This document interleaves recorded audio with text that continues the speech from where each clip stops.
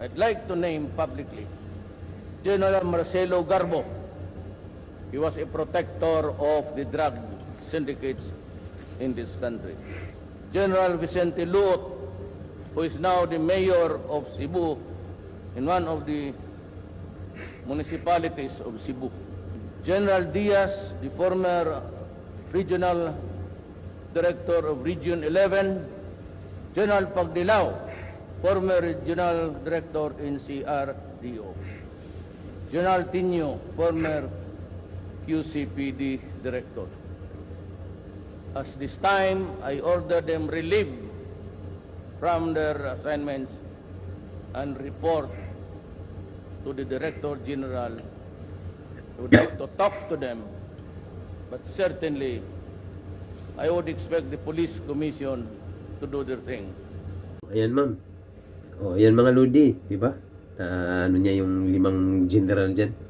Yan ang kabanggahan sa buhay niya kapalit, buhay. Hindi lang buhay niya, pati pamilya niya kasi di natin alam, baka risbakan siya dyan. Di ba? Delikado.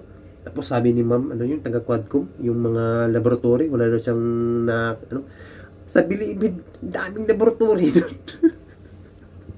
Doon pala Big time drug lord sa New Bilibid Prison nang kumprontahin ni PNP Chief Ronald Bato de la Rosa.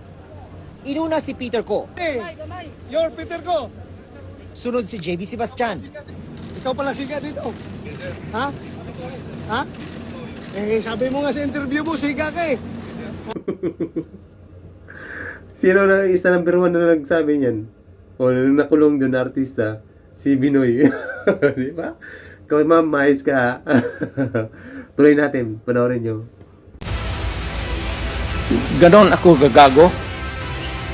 Excuse me, Tingin mo, point of order. ganun ako Point of gagago? order, Mr. Chair. Kanina sinabihan na natin na may rule na bawal gumamit ng manaswang salita or hindi magandang salita. Am I that stupid? English yan. Ang Tagalog niyan is ganon ako gagago?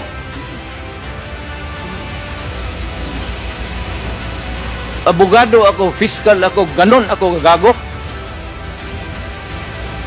Tama kayo, Mr. Chair. Tama po si Mr. Duterte. Abogado kayo. Pero alam ko, pag abogado, dapat alam niyo po yung due process of law.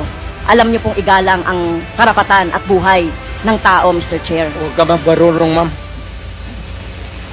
You do not know me from Adam.